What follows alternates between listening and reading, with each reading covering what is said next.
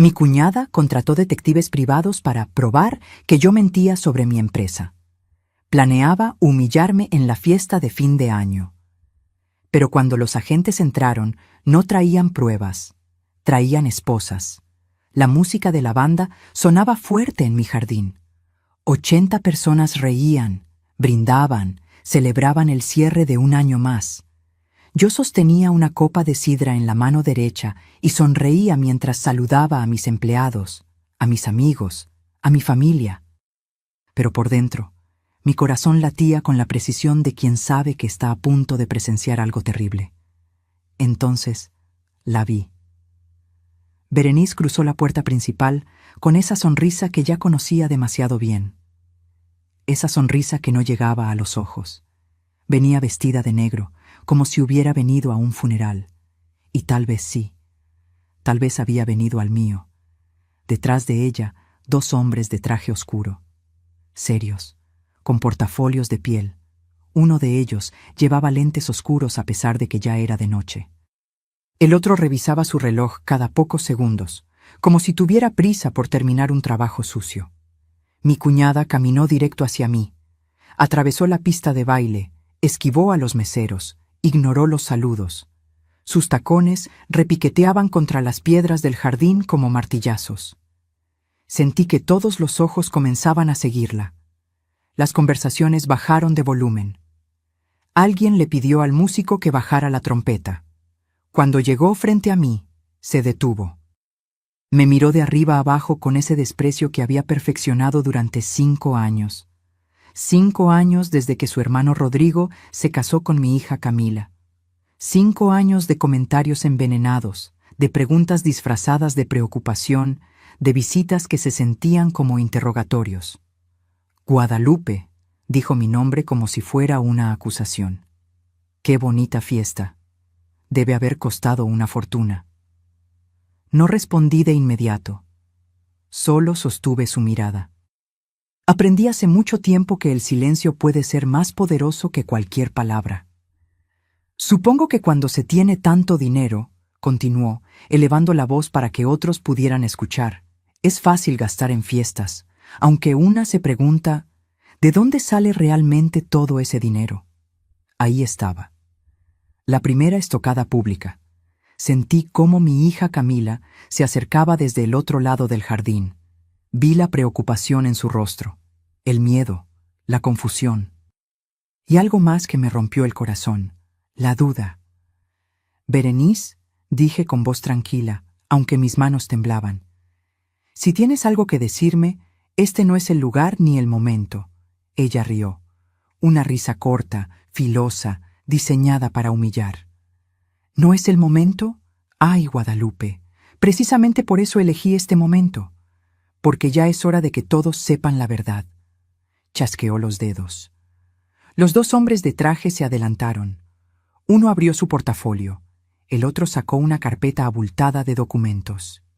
Estos señores, anunció Berenice, girándose hacia los invitados como si fuera la protagonista de una obra de teatro, son investigadores privados. Los contraté hace 3 meses para investigar las finanzas de mi querida cuñada. El jardín quedó en completo silencio. Hasta la banda dejó de tocar. 80 pares de ojos me observaban, algunos con lástima, otros con curiosidad morbosa. Mis empleados me miraban con incredulidad. Mi contador, don Esteban, había palidecido. ¿Y saben qué descubrieron? Berenice saboreaba cada palabra. Fraude, documentos falsificados, desviación de fondos. Mi cuñada, esta mujer que se hace pasar por empresaria honesta, ha estado robando.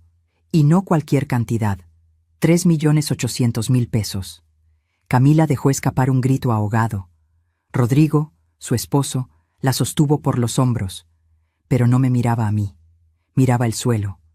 Berenice, esto es ridículo, logré decir, aunque mi voz sonó más débil de lo que hubiera querido. ¿Ridículo? Ella se acercó más, tanto que pude oler su perfume caro, ese que siempre usaba para demostrar que ella también tenía clase. Aquí están las pruebas, estados de cuenta alterados, contratos fantasma, facturas falsas, todo con tu firma, Guadalupe, todo con tu nombre. Los hombres comenzaron a sacar papeles. hojas y hojas que exhibían delante de todos como si fueran evidencia en un juicio. Reconocí algunos documentos, otros nunca los había visto en mi vida.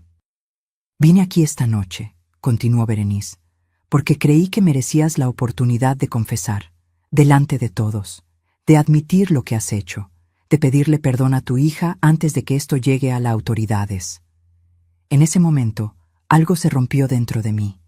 No fue rabia, no fue miedo, fue algo peor, una mezcla de traición, agotamiento y tristeza tan profunda que sentí que el suelo se abría bajo mis pies.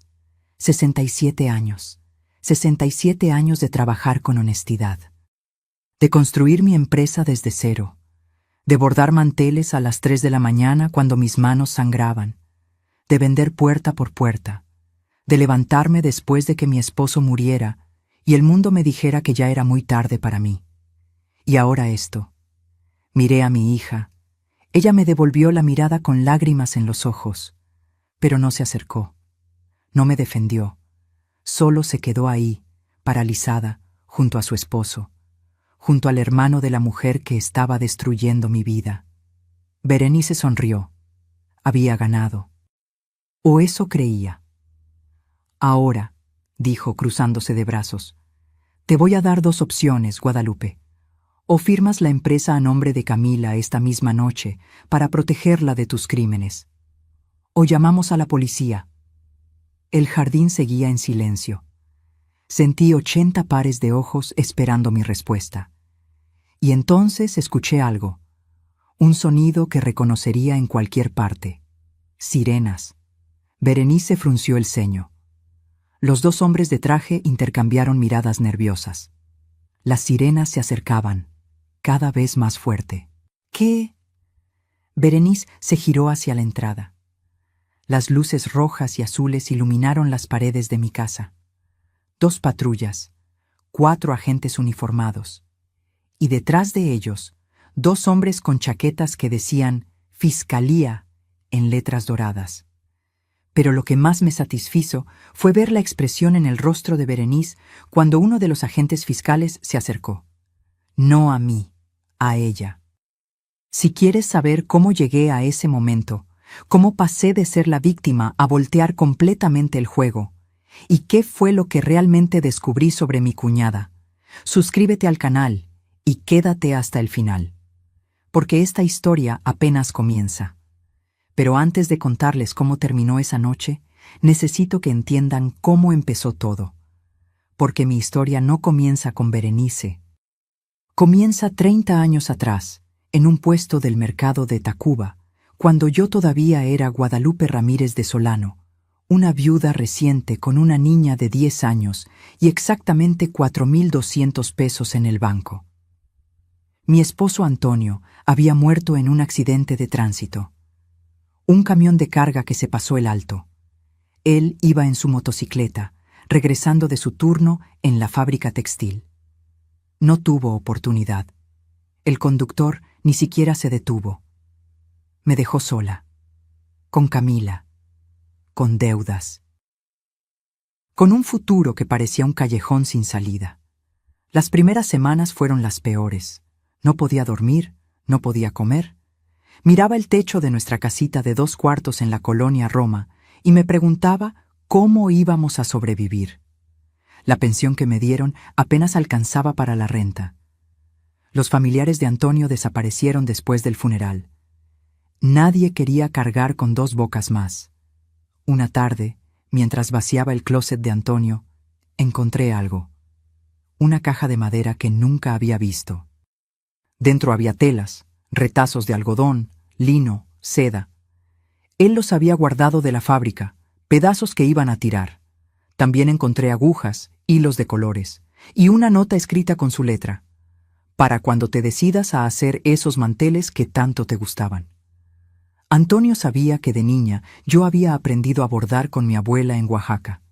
Flores, pájaros, grecas. Patrones que ella me enseñó con paciencia mientras me contaba historias de su propia vida. Esa noche tomé una decisión. No iba a quedarme llorando.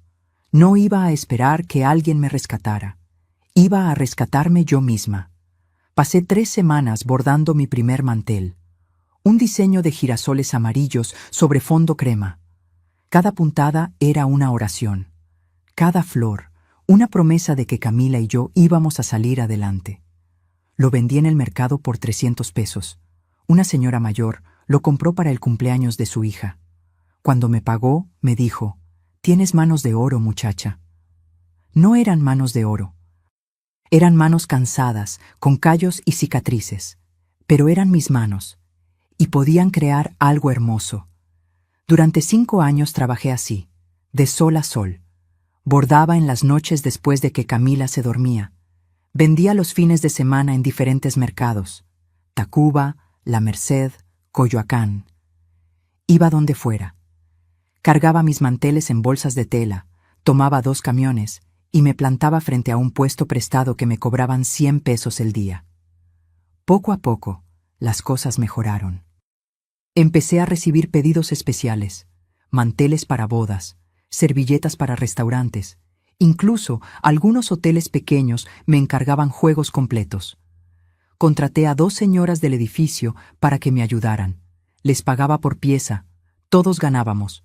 Cuando Camila cumplió 15 años, ya teníamos un taller pequeño, 6 máquinas de coser, 10 bordadoras. Alquilé un local en la calle de Insurgentes y puse un letrero: Textiles Guadalajara. ¿Por qué Guadalajara si yo soy de la Ciudad de México? Porque ese era el apodo que Antonio me ponía. Decía que yo brillaba como el sol de Jalisco. Era mi forma de mantenerlo vivo en mi trabajo. Los años pasaron. Camila creció. Estudió administración en una universidad pública. Era inteligente, organizada, soñadora. A veces la veía revisando mis libros de cuentas y sentía un orgullo tan grande que se me cerraba la garganta. Ella era mi razón de existir, mi motor, mi todo. Para cuando ella cumplió 25, Textiles Guadalajara ya no era un taller pequeño. Era una empresa formal, 45 empleados, contratos con cadenas hoteleras, exportaciones a Texas y California. Habíamos pasado de los manteles bordados a la ropa de cama de lujo, toallas con diseños exclusivos, cortinas personalizadas. Nunca me volví a casar.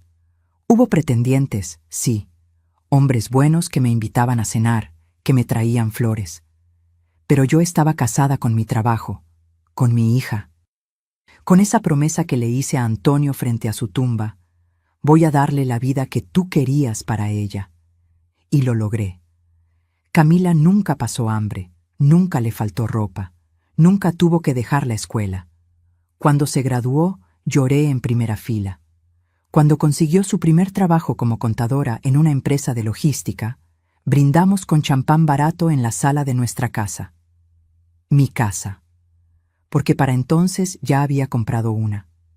3 recámaras, 2 baños, un jardín pequeño con bugambilias moradas. En la colonia del Valle, nada ostentoso, pero era mía, sin hipoteca, sin deberle nada a nadie. La vida era buena, o eso creía. Todo cambió hace 5 años, cuando Camila llegó una tarde con los ojos brillantes y me presentó a Rodrigo. Él era gerente de ventas en la empresa donde ella trabajaba. 32 años, bien parecido, educado. Usaba camisas planchadas y zapatos lustrados. Hablaba de proyectos, de inversiones, de viajes. Me cayó bien al principio. Parecía ambicioso, trabajador. Le gustaba mi hija, y a ella le brillaban los ojos cuando lo miraba. «Mamá», me dijo Camila esa noche, después de que Rodrigo se fue, «creo que es él». Y yo, tonta de mí, me alegré. Porque toda madre quiere ver a su hija enamorada. Toda madre quiere que su hija tenga lo que ella no pudo conservar.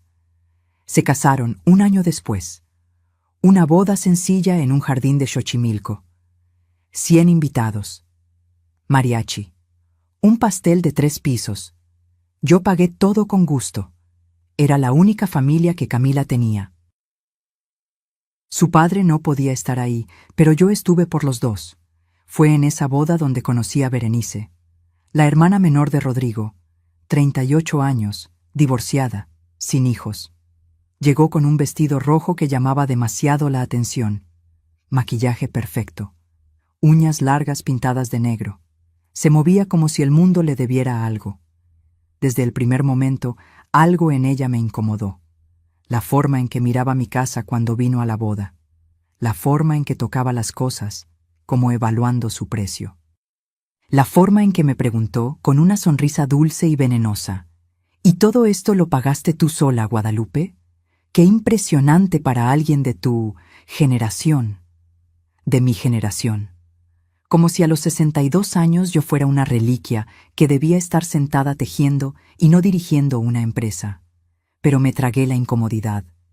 Era la hermana de mi yerno. Familia. Y la familia se respeta. Si hubiera sabido entonces lo que sé ahora, la habría sacado de mi casa ese mismo día. Porque Berenice no vino a mi vida por casualidad. Vino con un plan. Y yo, sin saberlo, acababa de abrir la puerta al lobo. Los primeros meses después de la boda fueron normales. Camila y Rodrigo se mudaron a un departamento en la colonia Narvarte. Yo los visitaba los domingos, llevaba comida, compartíamos café. Rodrigo seguía siendo amable, atento. Mi hija parecía feliz. Berenice apareció en la tercera semana. Tocó mi puerta un martes por la tarde. Yo acababa de regresar de la fábrica, traía los pies hinchados y lo único que quería era quitarme los zapatos y prepararme un té de manzanilla. Abrí la puerta y ahí estaba ella, con esa sonrisa que ya empezaba a conocer. Guadalupe, perdona que venga sin avisar, dijo, entrando antes de que yo la invitara. Es que pasaba por aquí y pensé, ¿por qué no visito a mi cuñada? Somos familia ahora, ¿no? Familia, esa palabra que ella usaría como llave maestra para entrar a mi vida. Se sentó en mi sala como si fuera su casa. Miró los cuadros, las fotos, el mueble antiguo que había heredado de mi abuela. Sus ojos se movían calculando, midiendo, tasando. «¡Qué casa tan linda!», dijo. «Debe valer un buen dinero, aquí en Del Valle. ¿La compraste hace mucho?» «Hace 12 años», respondí, incómoda con el rumbo de la conversación. «¿Y la pagaste de contado o tienes hipoteca?» La pregunta me cayó como balde de agua fría. ¿Quién pregunta esas cosas en una primera visita? Pero Berenice lo hizo ver natural, como simple curiosidad. «De contado», dije escuetamente. Vi cómo sus cejas se levantaron apenas, como si hubiera confirmado algo que ya sospechaba. «Vaya, qué bien te ha ido con tu negocio de manteles». Negocio de manteles, como si 30 años de trabajo fueran un pasatiempo, como si Textiles Guadalajara fuera un puesto de tianguis. «Ya no solo hacemos manteles», corregí, tratando de mantener la voz amable. «Tenemos contratos con hoteles, hospitales, spas, producción industrial». «Ah, claro, claro», dijo ella sacando su celular. «De hecho, quería preguntarte algo. ¿Me dejarías tomar una foto de ese cuadro? Es que tengo una amiga decoradora y le encantaría ver el estilo de tu casa». No esperó mi respuesta. Ya estaba fotografiando. Primero el cuadro, luego casualmente la sala completa. Después se levantó y fue hacia el comedor. Clic. Otra foto. Clic. El librero con mis documentos. «Berenice, ¿qué estás haciendo?», pregunté siguiéndola. «Ay, perdón, es que tu casa es tan bonita. Me encanta el estilo. ¿Ese es tu escritorio?» Había entrado a mi estudio, mi espacio privado, donde tenía mi computadora, mis archivos, los documentos de la empresa. Sobre el escritorio había dejado unos estados de cuenta del banco, facturas pendientes por revisar. Sí, pero... Clic. Fotografió el escritorio completo.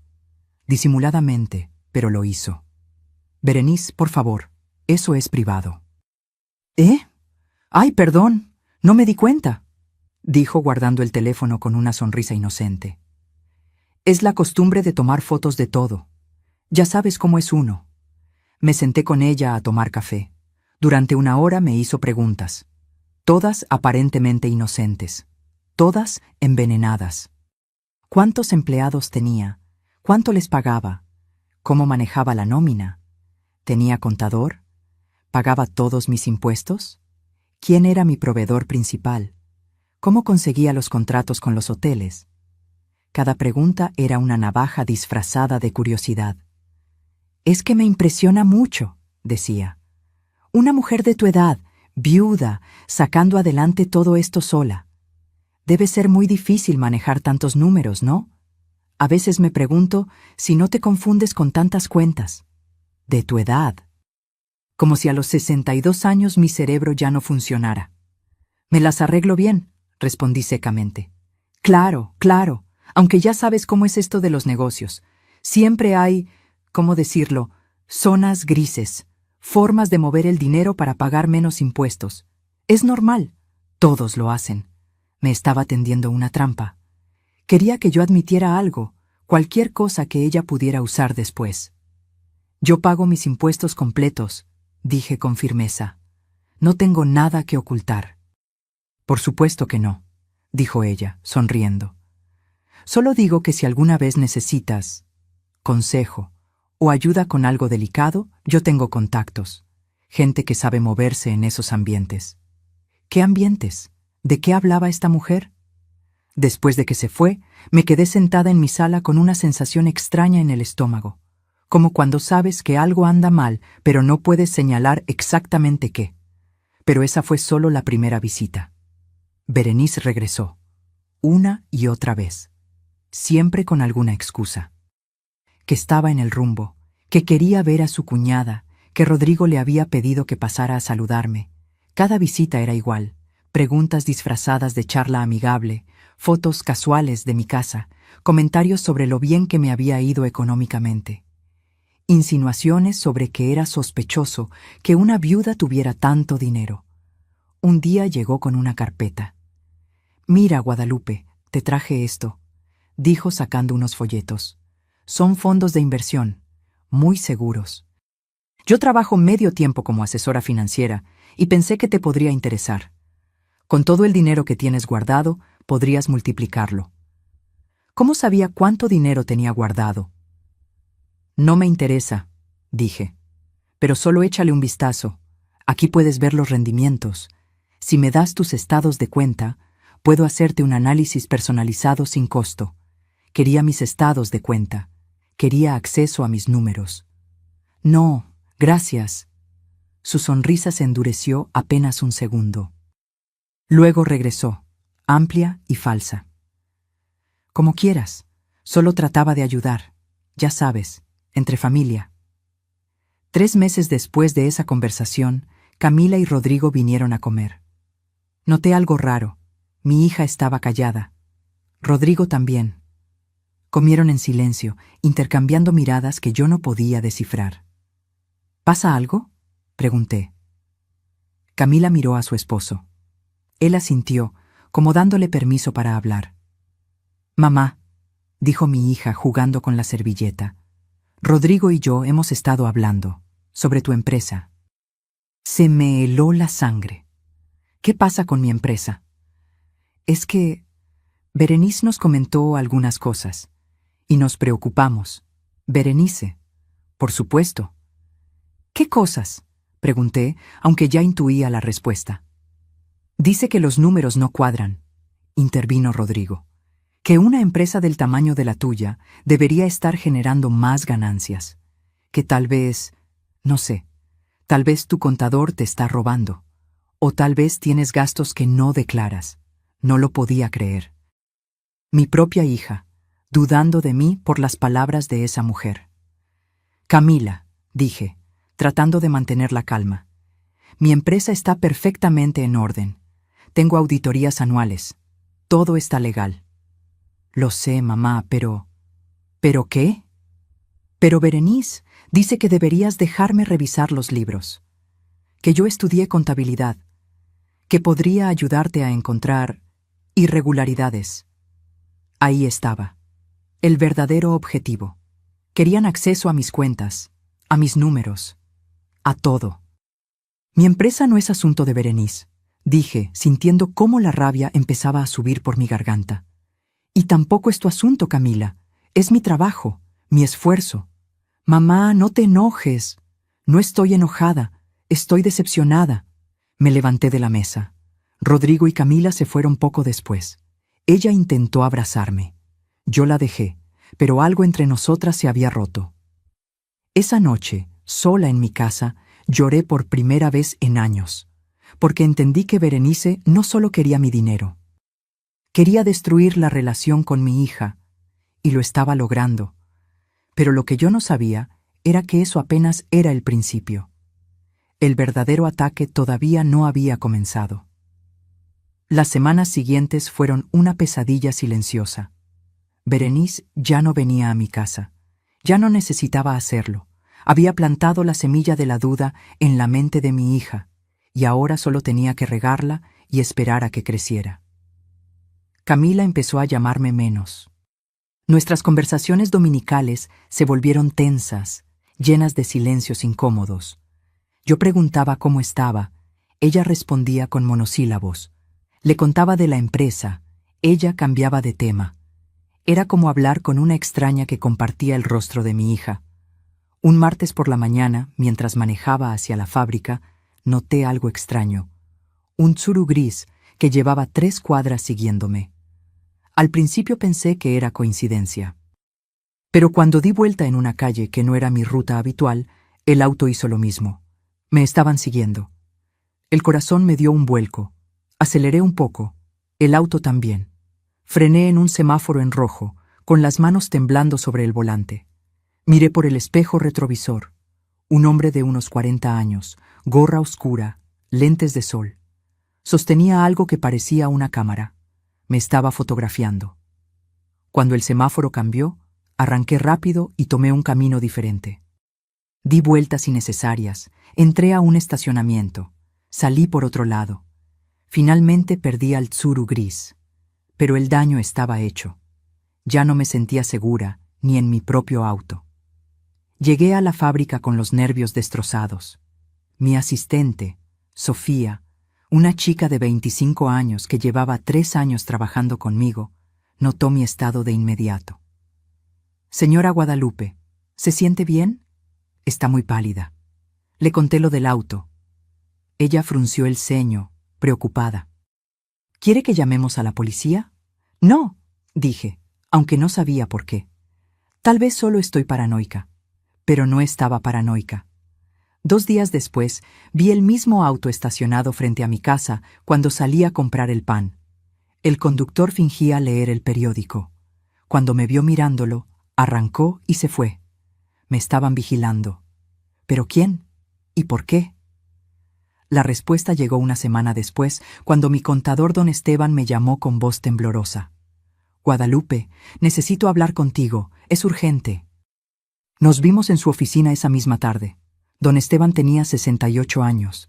Llevaba manejando las finanzas de Textiles Guadalajara desde hace 15 años. Era un hombre meticuloso, honesto, de esos que revisan 3 veces cada número antes de firmarlo. Estaba sudando cuando llegué. «¿Qué pasa, Esteban?» «Hoy vino alguien al banco», dijo aflojándose la corbata. «Una mujer. Dijo que era familiar tuyo. Pidió información sobre las cuentas de la empresa. Se me cayó el alma al piso».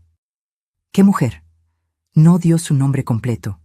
Solo dijo que era tu cuñada, que estaba preocupada por ti, que había notado movimientos extraños y quería verificar que todo estuviera en orden. Berenice, otra vez». «¿Y le dieron información?» «No», don Esteban negó con la cabeza. «El gerente la mandó con la fregada.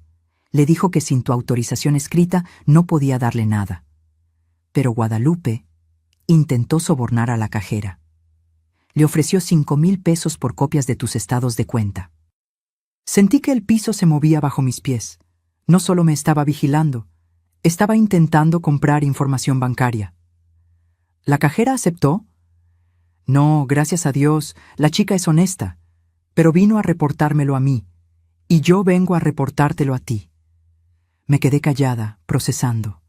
Berenice estaba jugando sucio, muy sucio. «Hay algo más», continuó don Esteban, sacando una carpeta. «He estado recibiendo llamadas, gente preguntando por ti. Dicen que son auditores del SAT, que están investigando irregularidades en tus declaraciones fiscales». «¿El SAT? Pero si yo pago todo en orden. Lo sé, por eso no tiene sentido. Llamé directamente a la oficina del SAT. No hay ninguna investigación abierta contra ti. Esas llamadas son falsas. ¿Falsas?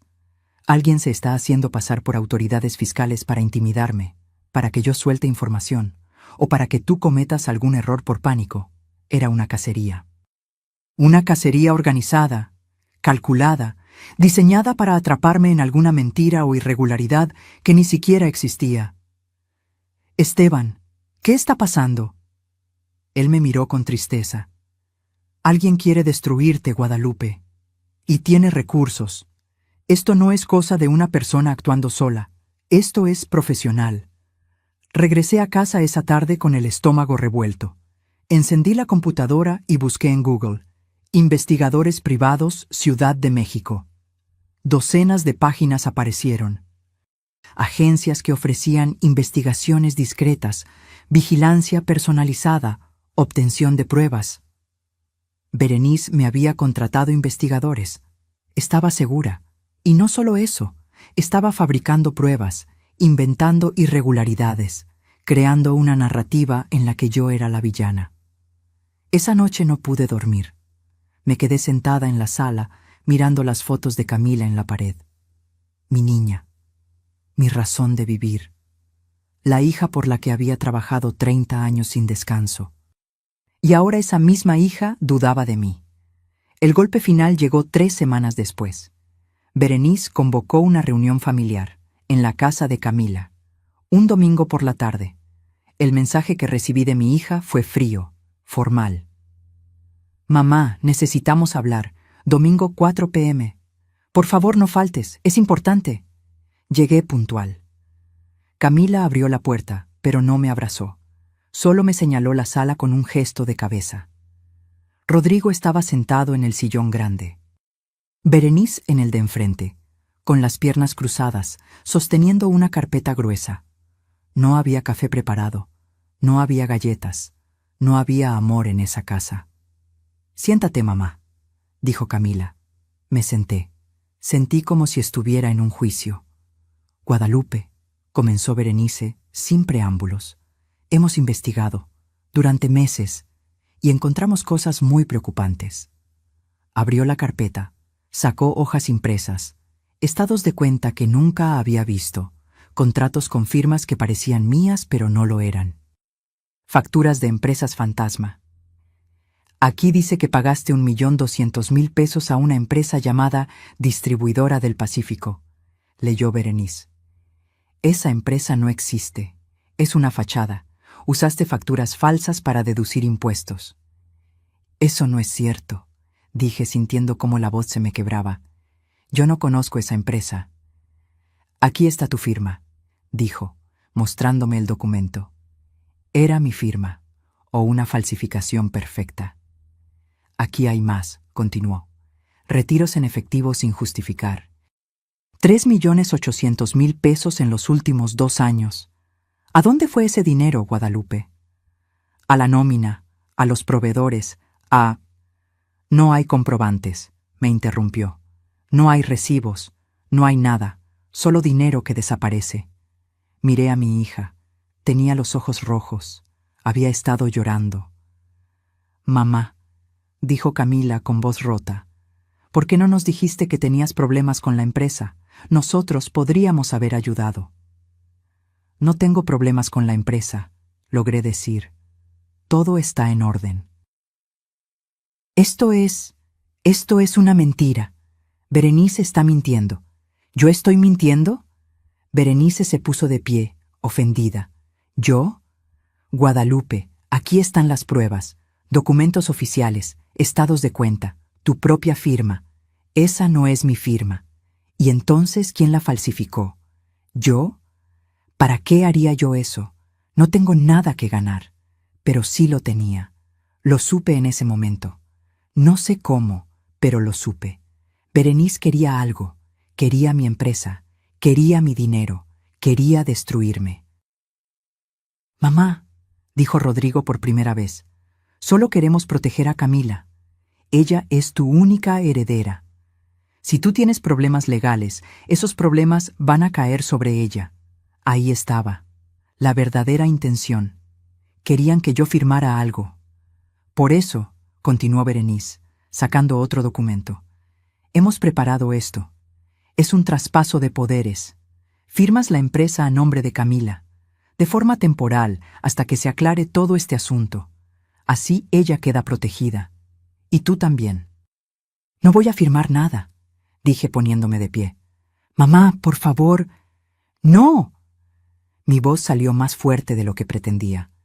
No voy a firmar nada. No he hecho nada malo. Y no voy a entregarle mi vida de trabajo a nadie. Berenice sonrió, una sonrisa fría, triunfal. Entonces nos vemos en la corte, Guadalupe, porque si no quieres resolver esto en familia, lo resolveremos con abogados. Y te advierto, no te va a gustar el resultado. Salí de esa casa con las piernas temblándome.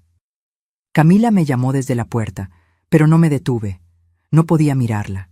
No podía ver esa duda en sus ojos. Esa noche, sentada sola en mi cocina, con una taza de té que se enfriaba entre mis manos, toqué fondo. 67 años. Una vida entera de trabajo honesto, y ahora mi propia hija me veía como una ladrona. Lloré hasta que no me quedaron lágrimas. Hasta que solo quedó un vacío frío en mi pecho. Y en ese vacío, algo nuevo empezó a crecer. Rabia. Los siguientes días fueron los más oscuros de mi vida. Peores que cuando enterré a Antonio. Peores que aquellas noches en las que no sabía cómo iba a alimentar a Camila. Porque esta vez no estaba luchando contra la pobreza o la mala suerte.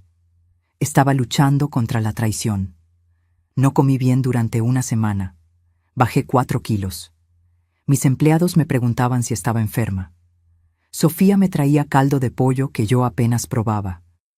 Don Esteban me miraba con preocupación cada vez que revisábamos números, porque me veía perdida, ausente. Camila no llamó, ni una sola vez. Yo tampoco la llamé a ella. ¿Qué le iba a decir?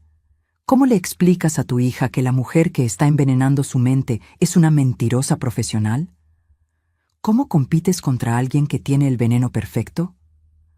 Una tarde, mientras tomaba café sola en mi cocina, sonó el teléfono. Número desconocido. Casi no contesté, pero algo me hizo apretar el botón verde. ¿Señora Solano? Era una voz de mujer, joven, nerviosa. Sí, ¿quién habla? Me llamo Patricia. Trabajaba en una agencia de investigación privada. Omega Seguridad y Análisis. Se me erizó la piel.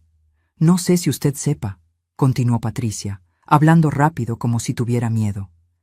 Pero hay alguien que contrató nuestros servicios para investigarla. Una mujer. Berenice Ortega, mi cuñada. Lo sé, dije con voz seca.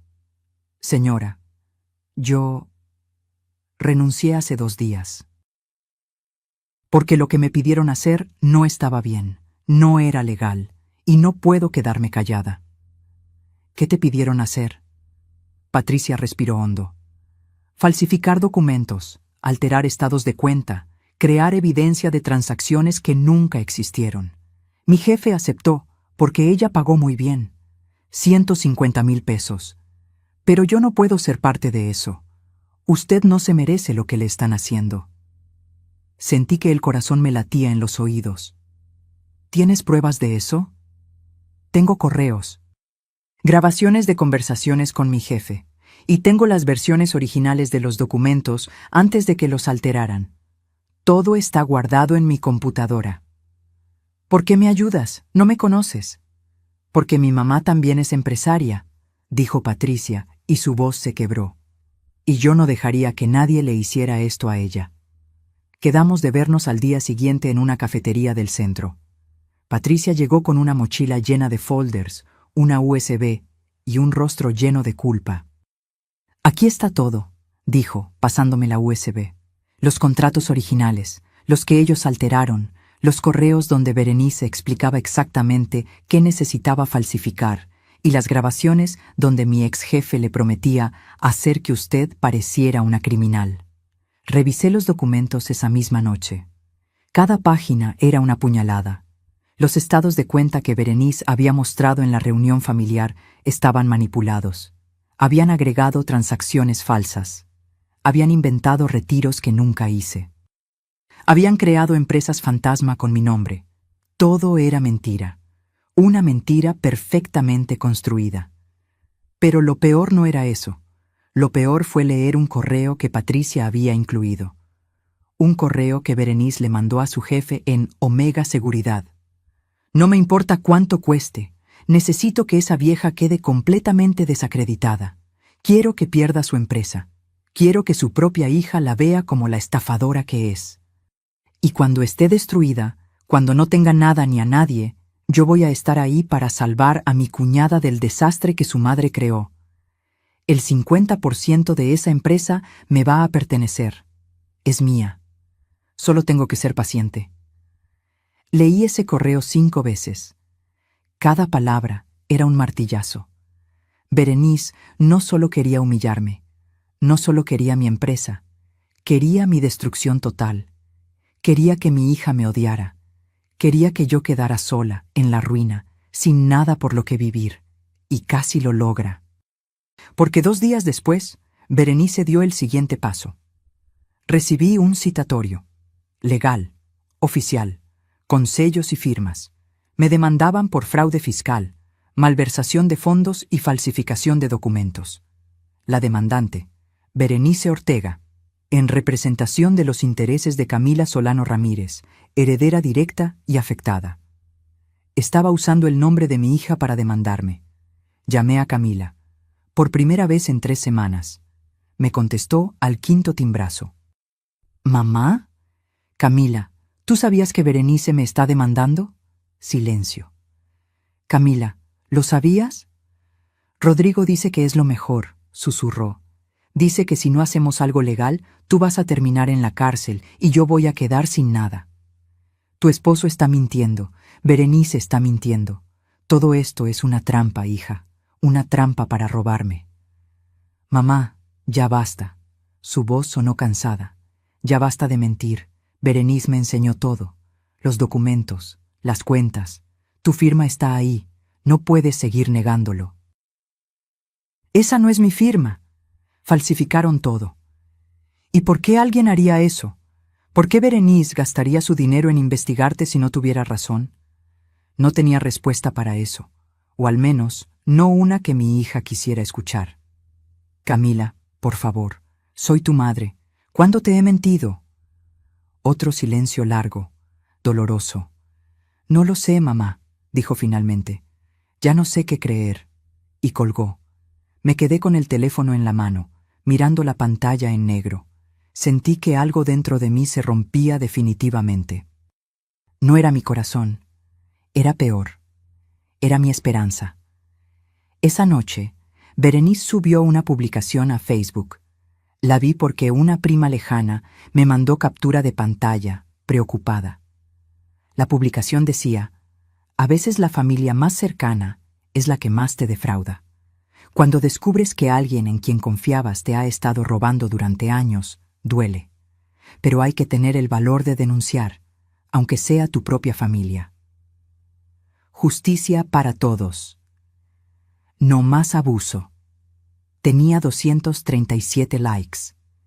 43 comentarios de gente que no me conocía, pero que ya me odiaba.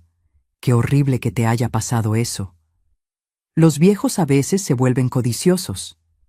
Bien hecho por denunciar. Familia o no, un ladrón es un ladrón. Berenice me estaba destruyendo públicamente, y yo no podía hacer nada. Si respondía, me vería desesperada. Si no respondía, parecería culpable. Estaba atrapada. La audiencia preliminar se fijó para 2 meses después. Mi abogado, el licenciado Mauricio Campos, un hombre de 50 años con 20 de experiencia en derecho mercantil, revisó los documentos que Berenice había presentado. «Esto está muy bien fabricado», dijo, ajustándose los lentes. «Quien hizo esto sabía lo que hacía. ¿Puedo ganar? Podemos pelear. Tenemos argumentos. Pero Guadalupe, voy a ser honesto contigo. Este tipo de casos son complicados. La carga de la prueba recae en ti para demostrar que los documentos son falsos. Y eso puede tomar meses, años incluso. ¿Y mientras tanto? Mientras tanto, tu reputación se va a destruir. Tus clientes van a dudar, tus empleados van a tener miedo, y tu familia... Hizo una pausa. Tu familia ya está dividida. Salí del despacho del abogado sintiendo que caminaba en arenas movedizas. Cada paso me hundía más. Esa noche me senté en el suelo de mi sala, rodeada de fotos de Camila, su primer día de escuela, su graduación, su boda.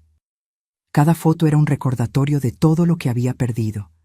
Y entonces pensé en Antonio, mi esposo, el hombre que me había amado sin condiciones, el que siempre me decía: Guadalupe, tú eres más fuerte de lo que crees.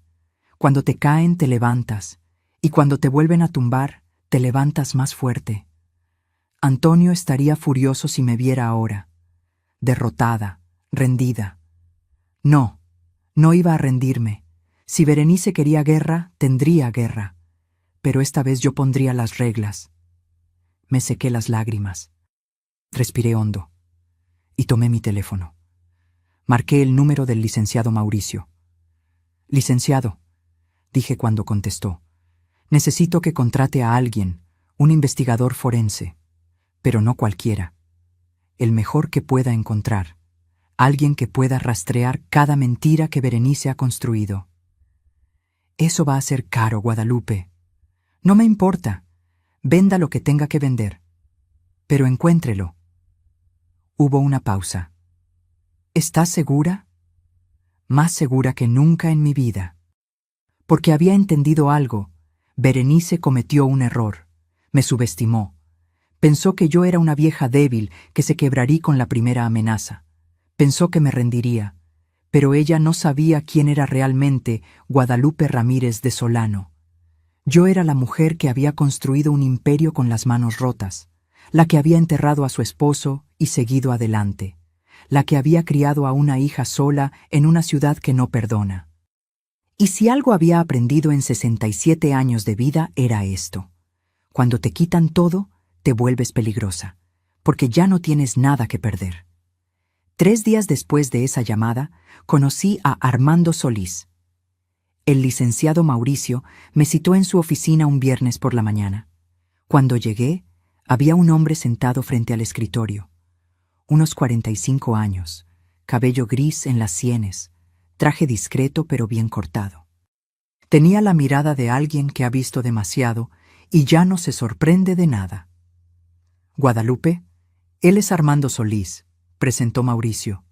Investigador forense digital. Trabajó 15 años en la Procuraduría. Ahora trabaja de forma independiente. Armando se puso de pie y me extendió la mano. Su apretón fue firme pero no agresivo. Señora Solano, dijo. El licenciado Campos me puso al tanto de su situación. Y debo decirle algo. He visto muchos casos de fraude en mi carrera. Pero este es particularmente elaborado. Nos sentamos. Armando abrió su laptop y giró la pantalla hacia mí. ¿Ve esto? Señaló un documento escaneado. Es uno de los estados de cuenta que su cuñada presentó como evidencia. A simple vista parece legítimo. Pero si ampliamos aquí, hizo zoom en una sección. ¿Ve esta fuente? Times New Roman, 12 puntos. Los bancos no usan Times New Roman en sus estados de cuenta digitales. Usan Arial o Helvética. Este documento fue editado en Word o Photoshop. Sentí un alivio tan grande que casi me ahogo. ¿Puede probarlo? Puedo probar mucho más que eso, dijo Armando. Pero necesito tiempo. Y necesito acceso a todo. Sus cuentas bancarias reales, sus archivos, sus correos. Todo lo que pueda ayudarme a reconstruir la verdad. Lo tendrá. Armando se reclinó en su silla. Señora Solano, antes de que empecemos, necesito que entienda algo.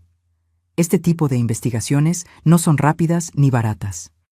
Voy a tener que rastrear cada documento, cada transacción, cada correo. Voy a tener que entrevistar gente, tal vez incluso infiltrar círculos para obtener información. Estamos hablando de 60,000 pesos, mínimo, tal vez más. Lo pagaré. Y hay algo más importante, continuó. Una vez que yo empiece a excavar, voy a encontrar todo, lo bueno y lo malo.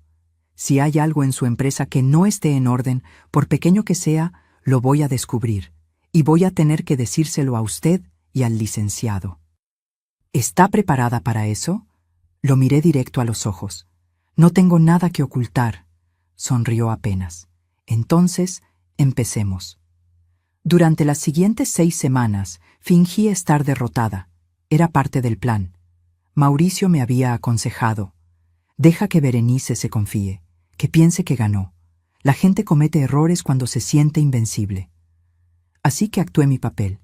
Dejé de contestarle las llamadas a Camila. Cuando mi hija me buscó, le hablé con voz cansada, resignada. Le dije que tal vez tenía razón, que tal vez yo había cometido errores, que estaba vieja y confundida. Camila lloró al escucharme así, pero no vino a verme. Rodrigo no se lo permitía. Berenice, por su parte, estaba triunfante. La vi en la calle una tarde, saliendo de un restaurante caro con unas amigas. Reía fuerte, gesticulaba con las manos, contaba alguna historia que las hacía carcajearse. Cuando me vio, su sonrisa se ensanchó. Me saludó con la mano, condescendiente. Como se saluda a alguien que ya no representa ninguna amenaza. Perfecto. Mientras ella celebraba, Armando trabajaba. Me reportaba cada 3 días, siempre en lugares discretos. Cafeterías alejadas, parques, estacionamientos vacíos, nunca en su oficina ni en la mía. Encontré algo interesante, me dijo en nuestro tercer encuentro. Su cuñada no tiene el dinero que aparenta tener. Su cuenta bancaria personal nunca supera los 40,000 pesos. Vive en un departamento rentado. Su auto es financiado. Y sin embargo, gastó 150,000 pesos en contratar a Omega Seguridad. ¿De dónde sacó ese dinero? De una fundación, dijo Armando, mostrándome documentos impresos. Fundación Manos Unidas para la Niñez. Una organización benéfica que supuestamente ayuda a niños de escasos recursos. Su cuñada es la directora administrativa y ha estado desviando fondos durante 2 años. Me quedé helada. ¿Está robando dinero de una fundación de niños? No solo eso, continuó Armando. Usó facturas falsas para justificar esos gastos. Facturas que incluyen su nombre, señora Solano. Berenice hizo parecer que usted le vendió servicios a la fundación que nunca prestó. Servicios por 400,000 pesos. ¿Qué?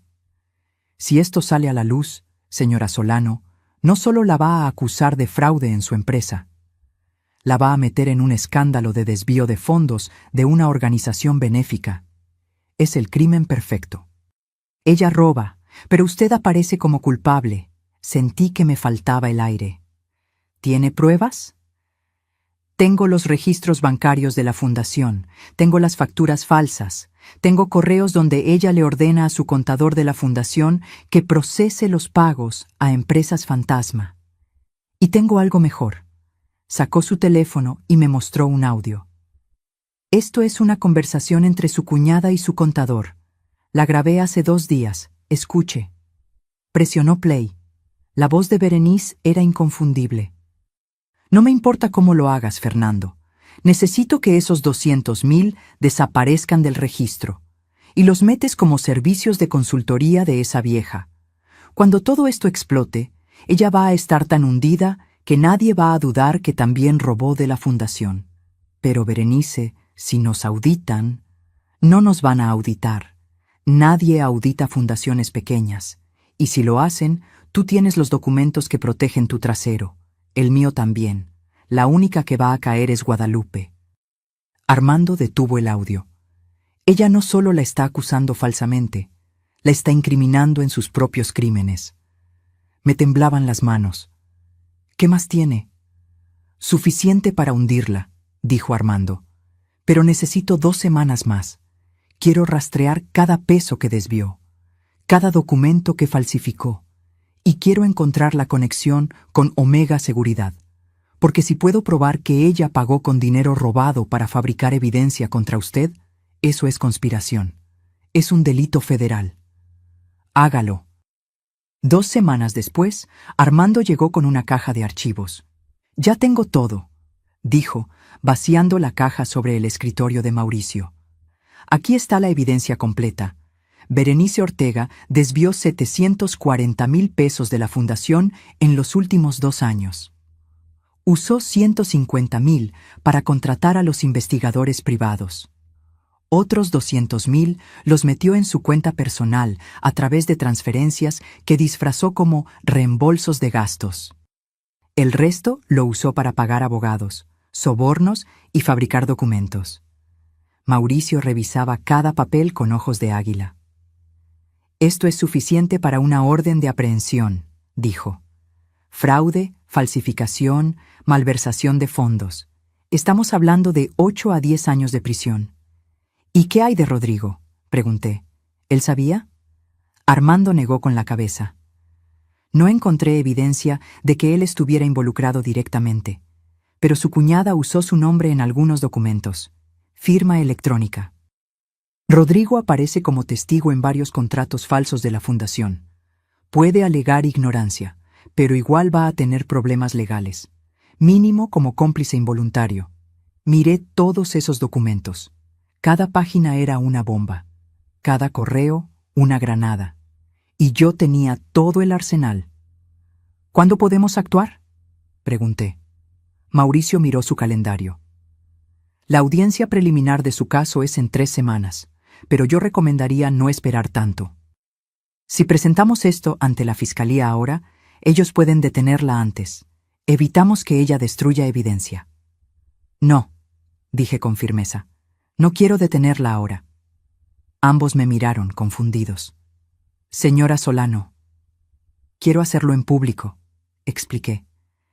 Berenice me humilló delante de mi familia, de mis amigos, de mis empleados. Quiero que todos vean la verdad, todos, al mismo tiempo. ¿Qué propone? Sonreí por primera vez en meses, y no fue una sonrisa amable.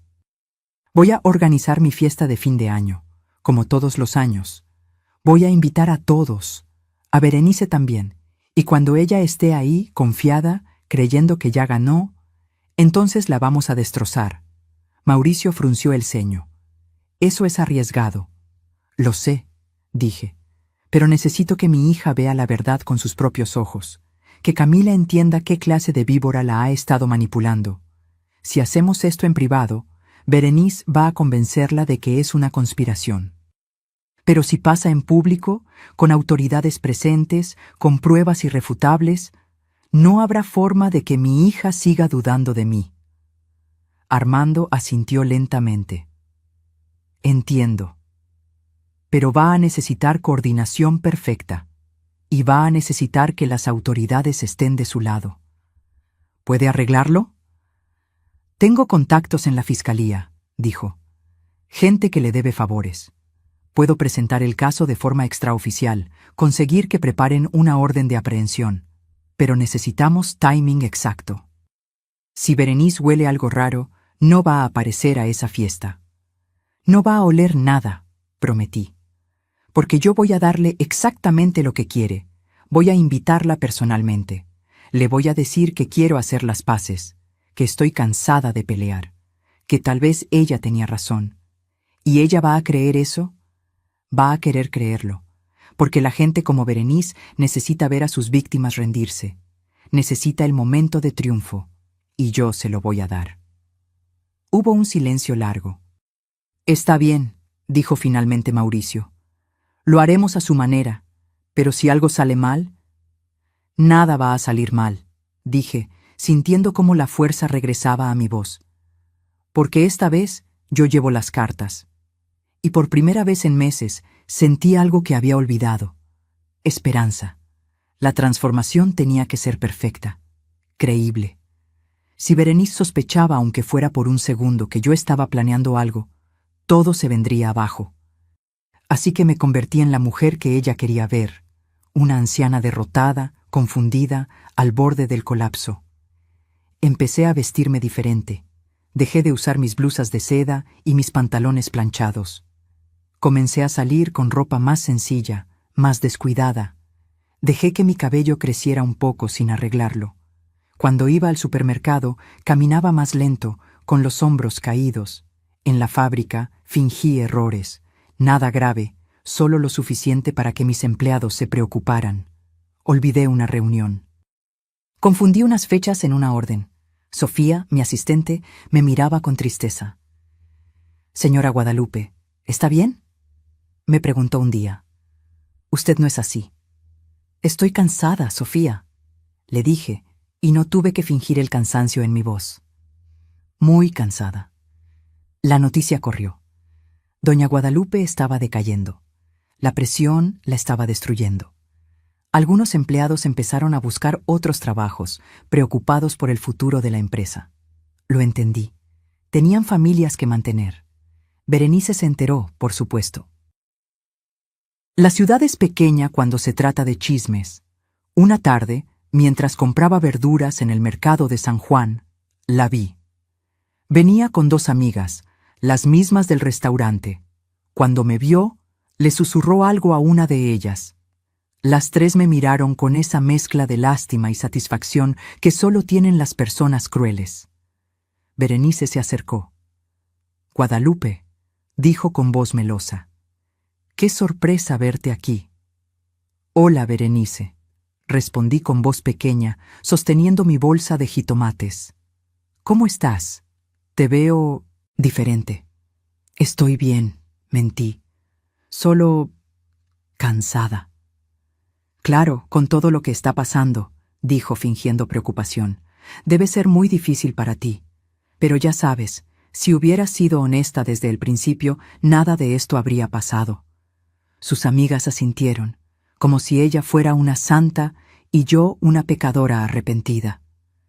«Tal vez tengas razón», dije, bajando la mirada. Vi cómo sus ojos brillaron. Triunfo. Pura satisfacción. «Bueno, espero que pronto puedas aceptar la realidad», continuó. «Por el bien de Camila. Ella está sufriendo mucho, ¿sabes? Verla llorar por su madre me parte el corazón. Quise abofetearla ahí mismo. Pero apreté los jitomates en mi mano y respiré hondo. Sí, logré decir. Por Camila». Se fue riéndose con sus amigas. Yo me quedé parada en medio del mercado, temblando de rabia, pero también sonriendo por dentro, porque acababa de confirmar algo. Berenice estaba completamente confiada. Pensaba que había ganado. Mientras tanto, Armando seguía excavando.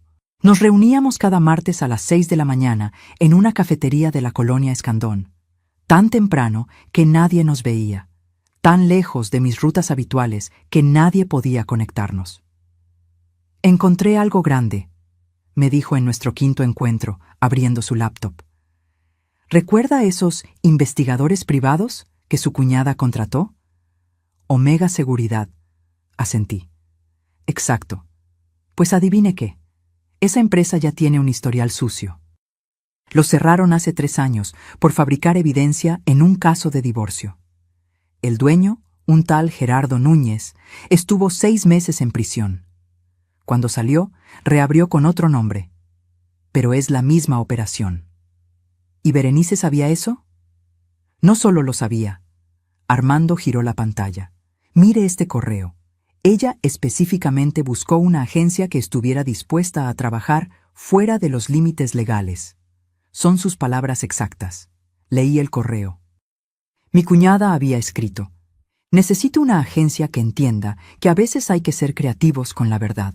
No me importan los métodos, solo me importan los resultados. ¿Pueden ayudarme?» Y Gerardo Núñez había respondido: «Señora Ortega, nosotros nos especializamos en casos complejos. Entendemos que la justicia a veces necesita un empujoncito. Nuestros servicios cuestan 150,000 pesos, pero garantizamos resultados». Era un contrato explícito para fabricar pruebas. «Esto es oro puro», dije. «Hay más», continuó Armando. «Patricia, la chica que la contactó, guardó todo. Cada archivo antes y después de editarlo. Tengo los PDFs originales de sus estados de cuenta reales y tengo las versiones alteradas. Puedo mostrar píxel por píxel dónde agregaron números, dónde cambiaron fechas, dónde insertaron transacciones falsas. ¿Y los testigos? ¿Patricia va a declarar? Ya firmó una declaración jurada. Tiene miedo, pero está dispuesta a testificar.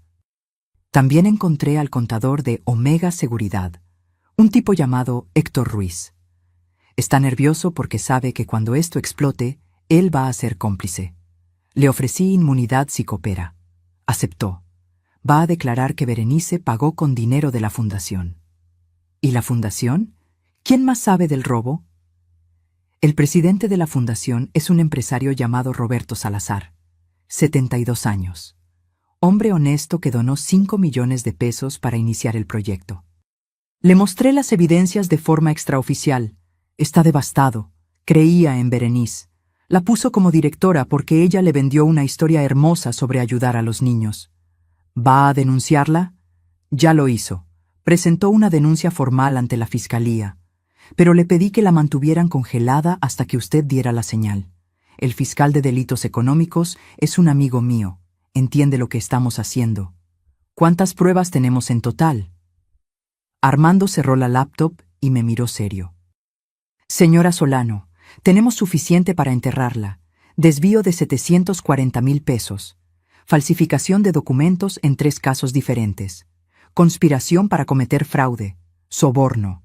Y uso de identidad ajena sin consentimiento. Su cuñada va a ir a prisión. De eso no hay duda. La pregunta es, ¿cómo quiere que pase? Quiero que sea público, repetí. Quiero que todos vean. Entonces, necesitamos coordinar con la fiscalía. Ellos tienen que estar listos para actuar el día de su fiesta. Con orden de aprehensión en mano. Y necesitamos a Berenice confiada, presente, sin sospechar nada. Déjemela a mí. Una semana después, llamé a Camila. Mi hija sonó sorprendida de escucharme. ¿Mamá? Hija, dije con voz débil, cansada. Necesito hablar contigo. ¿Estás bien? No, no estoy bien. Pero creo que tienes razón. Creo que he sido terca y orgullosa, y tal vez sí cometí errores. Camila se quedó callada. Podía escucharla respirar. ¿Qué quieres decir? Quiero hacer las paces, dije. Contigo, con Rodrigo, incluso con Berenice. No quiero seguir peleando. Estoy vieja, Camila, y cansada, y no quiero morir peleada con mi única hija. Escuché cómo se le quebraba la voz. Mamá, voy a hacer mi fiesta de fin de año, como siempre, y quiero que vengan. Tú, Rodrigo, Berenice, todos. Quiero brindar con ustedes. Quiero empezar el año nuevo en paz. ¿Hablas en serio? Muy en serio. Ya hablé con mi abogado. Voy a considerar lo de firmar la empresa a tu nombre. Berenice tenía razón. Es lo más seguro. Hubo una pausa larga. Luego Camila habló, con lágrimas en la voz. Gracias, mamá. Gracias por entender. ¿Vendrás? Claro que iré. Los 3 iremos. Dile a Berenice que la invito personalmente, que quiero disculparme con ella, por haber dudado de sus intenciones. Se lo diré. Mamá, esto significa mucho para mí. Para mí también, hija. Colgué y me quedé mirando el teléfono. Sentí una punzada de culpa por mentirle a mi hija. Pero era necesario.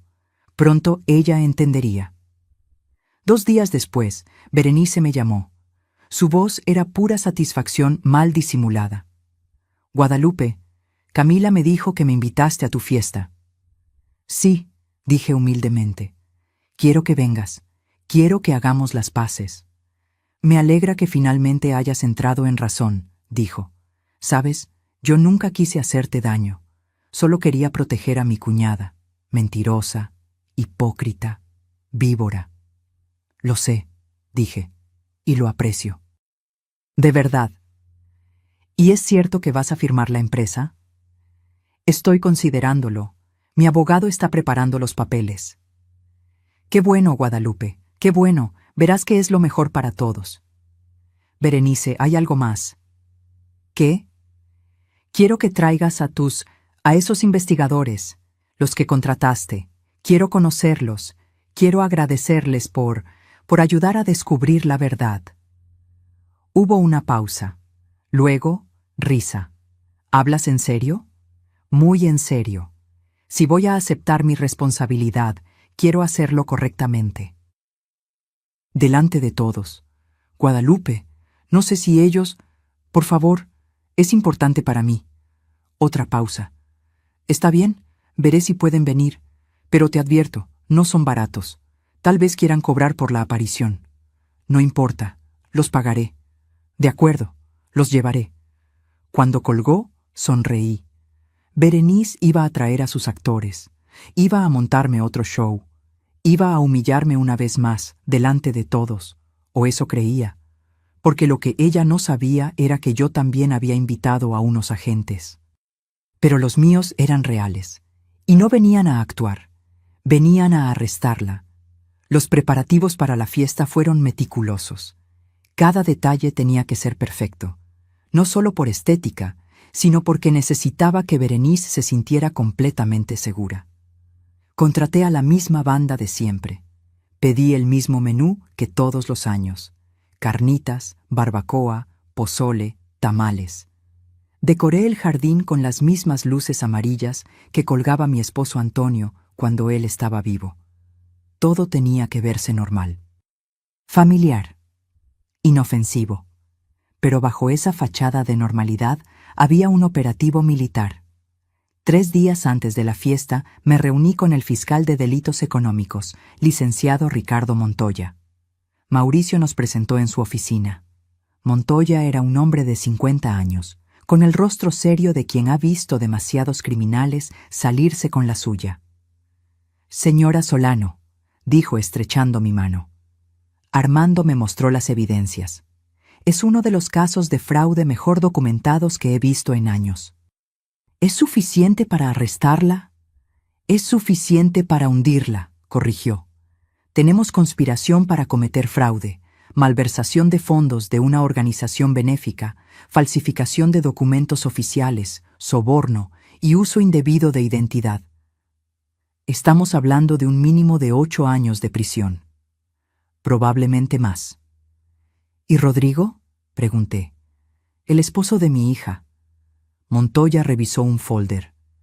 Él aparece como testigo en varios documentos de la fundación, firma electrónica. Pero no encontramos evidencia de que supiera lo que su hermana estaba haciendo. Legalmente puede alegar ignorancia, aunque tendrá que declarar y probablemente enfrentará cargos menores como negligencia en validación de documentos. Camila va a sufrir mucho cuando esto salga. Lo sé, dijo Montoya con voz más suave. Por eso vamos a manejar esto con delicadeza. El arresto va a ser rápido, profesional, nada violento. Pero tiene que ser público, como usted pidió. ¿Está segura de que quiere hacerlo así? Completamente segura. Muy bien, voy a enviar a 2 agentes ministeriales y a 2 de la policía judicial. Vestirán de civil hasta el momento del arresto. Se mezclarán con sus invitados. Cuando usted dé la señal, yo mismo entraré con la orden de aprehensión. Pero señora Solano, necesito que entienda. Una vez que esto empiece, no hay vuelta atrás. No puede cambiar de opinión en el último minuto. No voy a cambiar de opinión. ¿Y si su hija se enoja con usted? ¿Y si la acusa de venganza? Mi hija tiene que ver la verdad, dije firmemente. Y la verdad es que Berenice es una criminal. Si Camila me odia por eso, tendré que vivir con ello. Pero no voy a dejar que esa mujer siga destruyendo vidas. Montoya asintió, satisfecho. Entonces es un plan. La fiesta es el viernes 30 de diciembre, ¿correcto?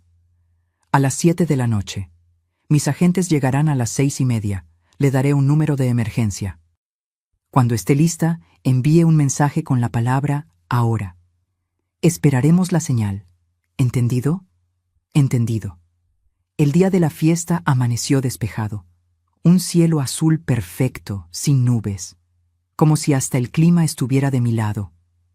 Me desperté a las 5 de la mañana. No pude dormir mucho. Pasé la noche repasando el plan una y otra vez, buscando fallas, anticipando problemas.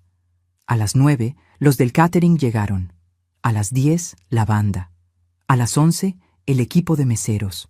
Todo iba fluyendo.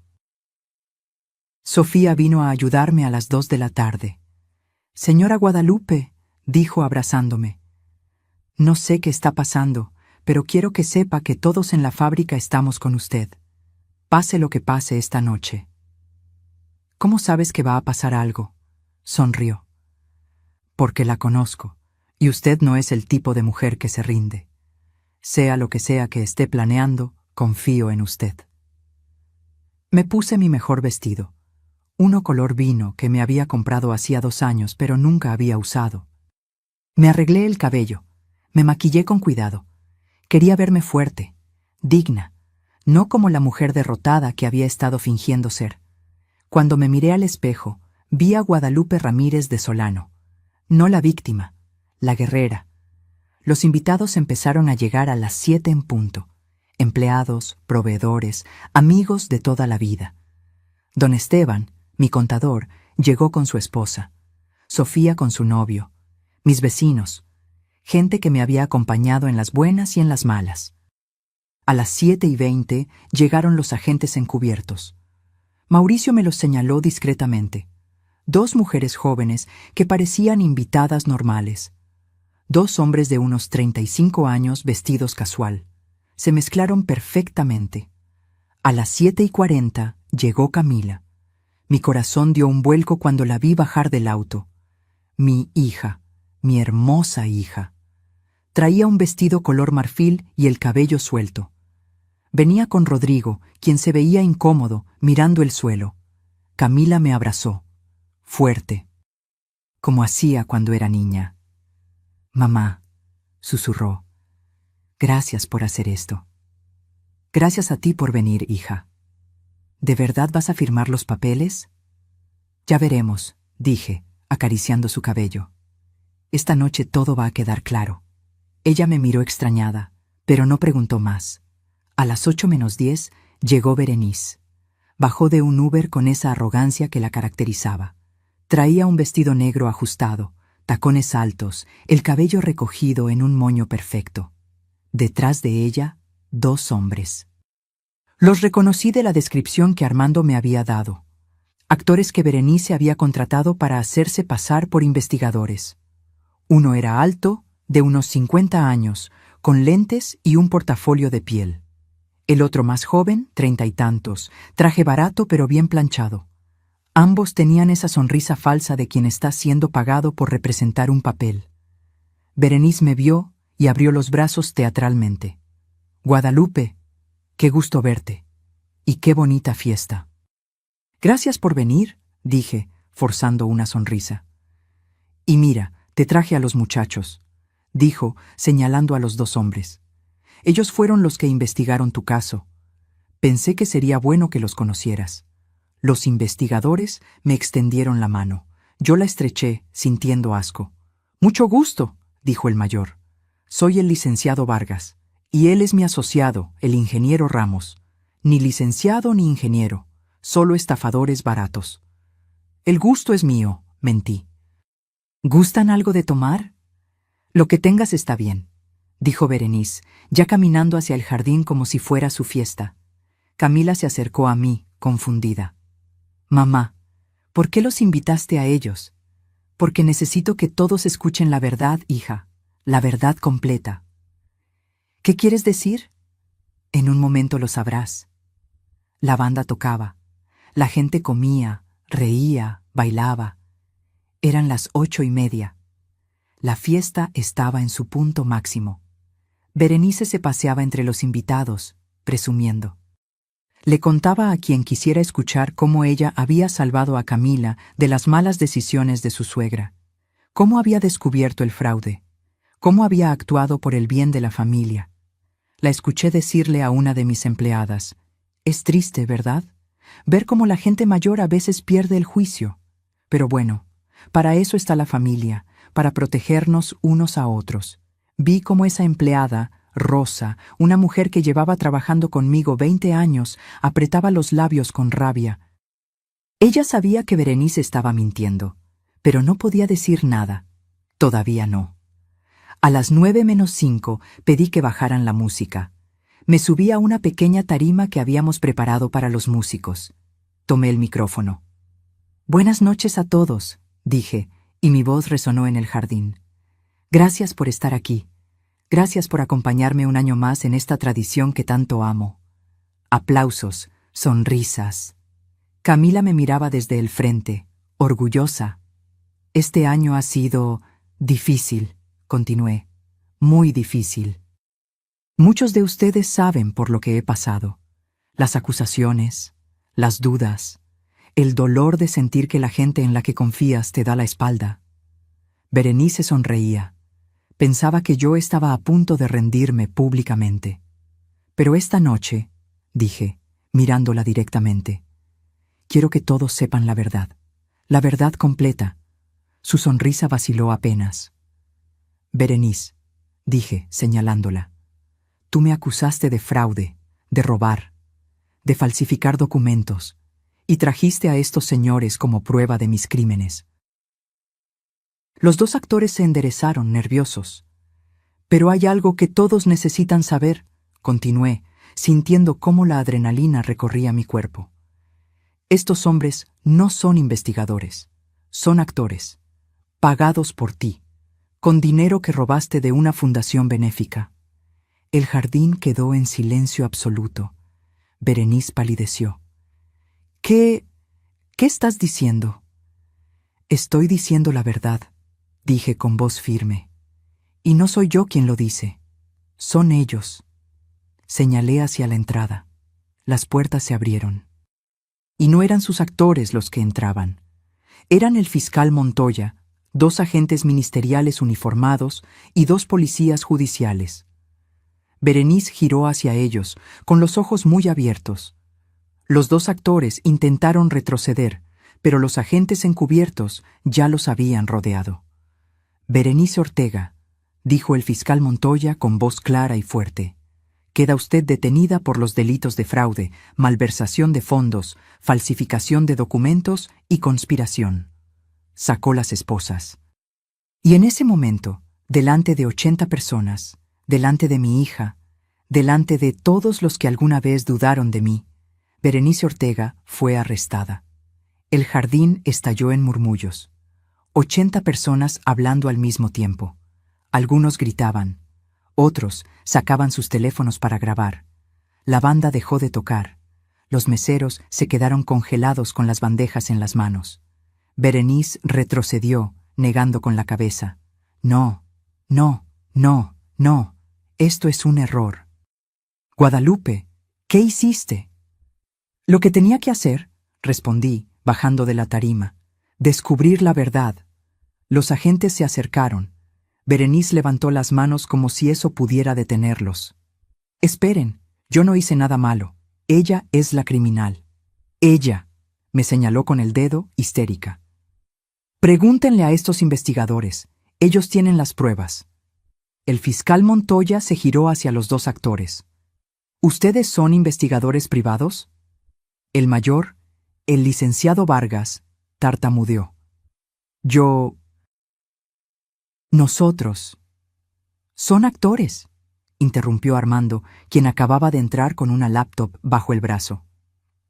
«Edgar Campos y Mario Soto. Los contraté esta mañana por 2,000 pesos cada uno para que vinieran a esta fiesta haciéndose pasar por investigadores. Igual que usted los contrató, señora Ortega, para montar su show». Berenice lo miró con odio puro. «¿Quién diablos eres tú?» «Armando Solís, investigador forense, y tengo aquí cada peso que usted desvió de la Fundación Manos Unidas. Cada documento que falsificó, cada correo donde planeó destruir a la señora Solano». Abrió la laptop sobre una mesa cercana. La pantalla se proyectó en una pared blanca que había pedido instalar específicamente para esto. Ahí, para que todos lo vieran, aparecieron los estados de cuenta de la fundación, las transferencias ilegales, los correos, uno por uno. La voz de Armando era clara, profesional, demoledora. El 15 de marzo del año pasado, Berenice Ortega autorizó una transferencia de 50,000 pesos de la cuenta de la fundación a una empresa fantasma llamada Distribuidora del Pacífico. Esa empresa no existe. El dinero fue a parar a su cuenta personal. Mostró el comprobante, la firma de Berenice, todo. El 22 de abril, otra transferencia, 80,000 pesos, misma historia. Empresa fantasma, dinero directo a su bolsillo. El 10 de junio, continuó. Berenice pagó 150,000 pesos a la agencia Omega Seguridad y Análisis para que fabricaran pruebas falsas contra la señora Solano. Aquí está el contrato. Aquí está el correo donde ella específicamente pidió que los documentos parecieran auténticos. En la pantalla apareció el correo que yo ya había leído. Pero verlo ahí, proyectado para que todos lo leyeran, era diferente. No me importa cuánto cueste. Necesito que esa vieja quede completamente desacreditada. Escuché los jadeos de la gente. Vi cómo don Esteban se llevaba la mano a la boca. Vi cómo Sofía lloraba de rabia. Pero sobre todo, vi a Camila. Mi hija estaba paralizada, con las manos en el pecho, los ojos llenos de lágrimas, mirando la pantalla como si no pudiera creer lo que estaba viendo. Camila. Berenice se giró hacia ella, desesperada. Camila, no le creas. Él está mintiendo. Tu madre lo pagó para inventar todo esto. ¿De verdad?, preguntó Armando con calma. Entonces explique esto. Presionó play en un audio. La voz de Berenice llenó el jardín. No me importa cómo lo hagas, Fernando. Necesito que esos 200,000 desaparezcan del registro y los metes como servicios de consultoría de esa vieja. Cuando todo esto explote, ella va a estar tan hundida que nadie va a dudar que también robó de la fundación. El silencio fue absoluto, pesado, aplastante. Esa conversación, dijo Armando, fue grabada hace 3 semanas. Es su voz, señora Ortega, su plan, su crimen. Berenice se tambaleó. Rodrigo, quien había estado callado todo este tiempo, dio un paso atrás, alejándose de su hermana como si quemara. Berenice, susurró. ¿Qué hiciste? Nada, no hice nada, gritó ella. Esto es una trampa, una conspiración. Guadalupe tiene dinero, tiene poder, compró a todos estos... Nadie compró nada, interrumpió el fiscal Montoya con voz dura. Señora Ortega, tengo aquí una orden de aprehensión emitida por el Juzgado Tercero de Distrito. Los cargos son: malversación de fondos por un monto de 740,000 pesos, falsificación de documentos oficiales en 3 casos diferentes, conspiración para cometer fraude y uso indebido de identidad. ¿Entiende sus derechos? No me van a arrestar. Berenice intentó correr hacia la salida. Los 2 agentes la detuvieron en 3 pasos, la sostuvieron por los brazos. Ella luchó, gritó, pataleó. «Suéltenme. No tienen derecho». «Tenemos todo el derecho», dijo Montoya colocándole las esposas. «Y tenemos toda la evidencia. Señora Ortega, tiene derecho a permanecer en silencio. Tiene derecho a un abogado. Cualquier cosa que diga puede y será usada en su contra». Berenice me miró, y en sus ojos vi algo que jamás había visto antes. Miedo. Miedo real, profundo, devastador. «Guadalupe», jadeó. «Guadalupe, por favor, podemos arreglar esto. Yo te devuelvo todo». Retiro la demanda. Digo que me equivoqué. Lo que sea. Por favor. La miré en silencio. Durante meses me había humillado. Había destruido mi relación con mi hija. Había tratado de robarme todo por lo que había trabajado. Me había hecho llorar hasta quedarme sin lágrimas. Y ahora suplicaba. «No», dije simplemente. «Ahora enfrentarás las consecuencias de lo que hiciste». Los agentes la llevaron hacia la salida. Berenice seguía gritando, maldiciendo, prometiendo venganza. Pero con cada paso, su voz se hacía más pequeña, más débil. Cuando la metieron en la patrulla, el jardín seguía en silencio. Entonces escuché un sollozo. Camila, mi hija, estaba de rodillas en el pasto, llorando, con las manos en la cara. Rodrigo intentó tocarla, pero ella se apartó. Me acerqué lentamente.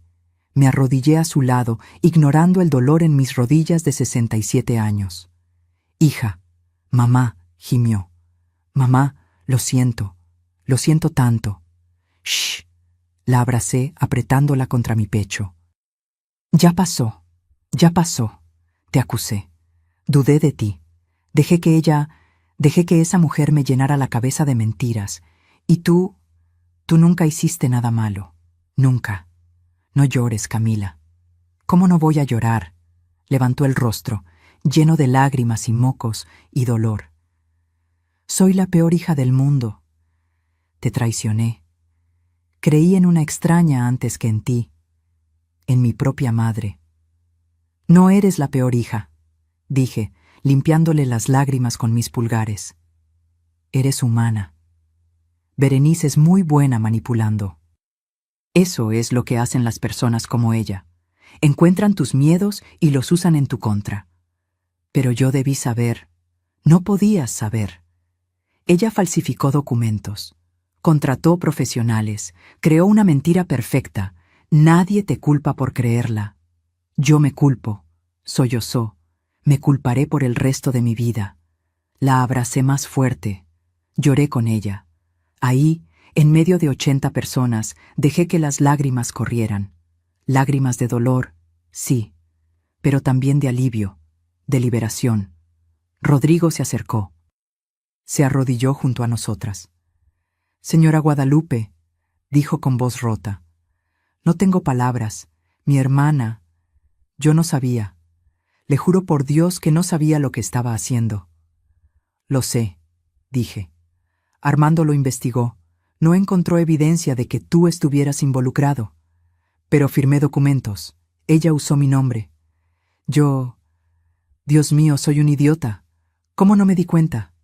Porque confiaste en tu hermana, igual que Camila confió en ella». «¿Me va a arrestar también?», preguntó, y había genuino terror en sus ojos. «El fiscal dice que probablemente tengas que declarar. Tal vez enfrentes cargos menores por negligencia. Pero no eres un criminal, Rodrigo. Solo fuiste manipulado». Se llevó las manos a la cara y lloró. Un hombre adulto, llorando como niño. El fiscal Montoya se acercó a nosotros.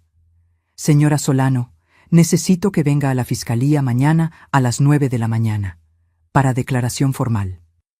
«Y usted también, joven», miró a Rodrigo. «Necesitamos su testimonio». «Ahí estaremos», dije. Montoya asintió y se fue. Los otros invitados empezaron a acercarse, uno por uno, abrazándome, pidiéndome perdón los que dudaron, felicitándome los que siempre creyeron. Don Esteban me abrazó con fuerza. «Sabía que usted iba a ganar, Guadalupe. Siempre lo supe». Sofía también me abrazó, llorando. «Señora, es usted la mujer más valiente que conozco». Rosa, mi empleada de 20 años, me tomó las manos. Nosotras nunca dudamos, ni un segundo. La fiesta no continuó. ¿Cómo podía? Después de lo que acababa de pasar, nadie tenía ánimos de bailar. La gente empezó a irse poco a poco, cada uno procesando lo que había presenciado. Para las 11 de la noche, solo quedábamos Camila, Rodrigo y yo. Nos sentamos en la mesa del jardín, en silencio, escuchando los grillos, mirando las luces que aún colgaban de los árboles. «¿Qué va a pasar ahora?», preguntó Camila con voz pequeña. «Berenice irá a juicio», expliqué. «Según Montoya, con toda la evidencia que tenemos, probablemente acepte un acuerdo.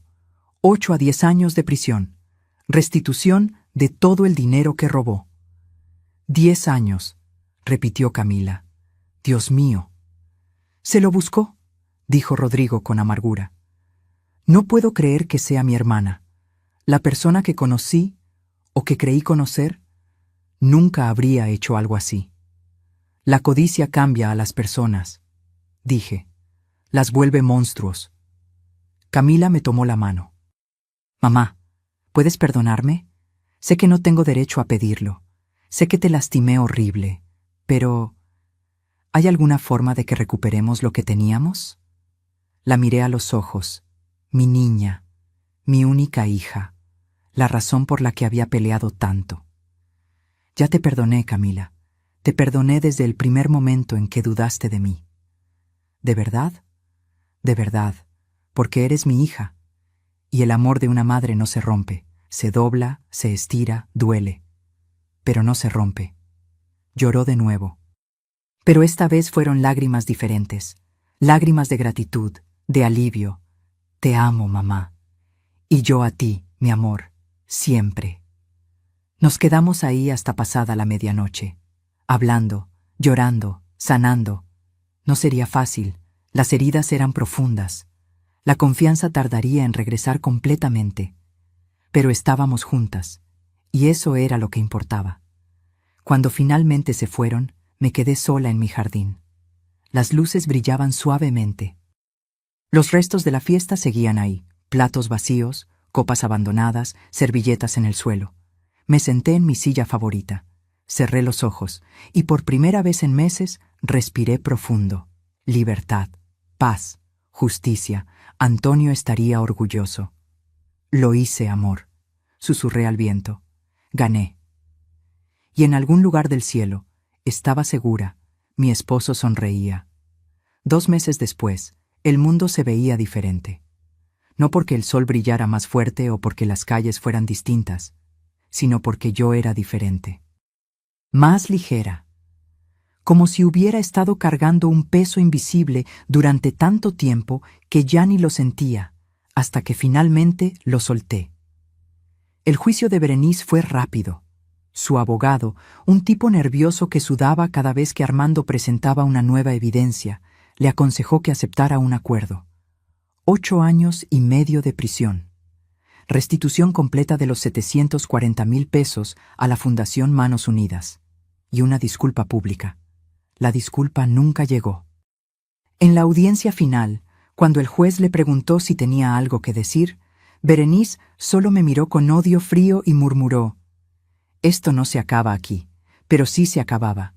Las puertas de la prisión se cerraron detrás de ella el 12 de febrero, y yo dormí toda la noche sin pesadillas por primera vez en meses. Rodrigo y Camila se divorciaron. No fue una decisión fácil, pero era necesaria. Mi yerno no era un mal hombre, pero la sombra de su hermana era demasiado grande. Cada vez que Camila lo miraba, veía los ojos de Berenice. Cada conversación estaba contaminada por lo que había pasado. Firmaron los papeles una tarde de marzo. Yo acompañé a mi hija al juzgado. Cuando salimos, ella lloró en mi hombro. «Siento que fallé, mamá. Otro matrimonio que no funciona en la familia». «No fallaste», le dije, acariciando su cabello. «Sobreviviste. Y eso es mucho más importante». ¿Tú crees que algún día voy a poder volver a confiar en alguien? Sí. Porque aprendiste algo que muchas personas nunca aprenden, que la gente te muestra quién es realmente. Y cuando te lo muestran, tienes que creerles. Camila se mudó de regreso a casa conmigo durante 3 meses. No porque lo necesitara económicamente, sino porque necesitaba sanar. Necesitaba volver a ser hija antes de volver a ser adulta independiente. Esas semanas fueron las más dulces que había tenido en años. Desayunábamos juntas cada mañana. Café con pan dulce. Ella me contaba de su trabajo, yo le contaba de la fábrica. Por las noches veíamos películas viejas en la sala, acurrucadas bajo la misma cobija como cuando ella era niña. Una noche, mientras veíamos una comedia romántica que nos hacía reír, Camila pausó la película. «Mamá, hay algo que necesito preguntarte». «Dime, ¿alguna vez pensaste en rendirte? Cuando todo se puso peor, cuando yo te di la espalda, ¿alguna vez quisiste simplemente dejar de pelear?» Pensé en esas noches oscuras, en el llanto que me ahogaba, en el dolor de sentir que mi propia hija no creía en mí. «Sí», admití. Hubo momentos en los que quise rendirme, en los que pensé que tal vez sería más fácil firmar todo, entregarle mi empresa a Berenice y simplemente desaparecer. ¿Y qué te detuvo? Tú. ¿Yo? Tú, Camila, porque si me rendía, le estaba enseñando a mi hija que cuando las cosas se ponen difíciles, una se rinde, que cuando te acusan injustamente, bajas la cabeza, y yo no quería que aprendieras eso. Quería que vieras que vale la pena pelear por la verdad, que vale la pena defenderte, incluso cuando el mundo entero parece estar en tu contra. Camila me abrazó y lloró, no de tristeza, de amor. Eres la mejor mamá del mundo, susurró. Y yo fui una idiota. No fuiste una idiota, fuiste humana. En mayo, Camila finalmente encontró su propio departamento, pequeño, acogedor, en la colonia Condesa. La ayudé a mudarse. Cargamos cajas juntas, armamos muebles, colgamos cuadros. Era un nuevo comienzo para ella. El día que terminamos de decorar, nos sentamos en su sala nueva, con 2 copas de vino barato, admirando nuestro trabajo. «Mamá», dijo Camila, «quiero que sepas algo. He estado yendo a terapia». «¿Sí?» «Sí. Porque me di cuenta de que tengo problemas con la confianza, con los límites, con permitir que la gente me manipule, y quiero trabajar en eso. No quiero volver a ser tan ingenua». «Me alegra que estés haciendo eso, hija.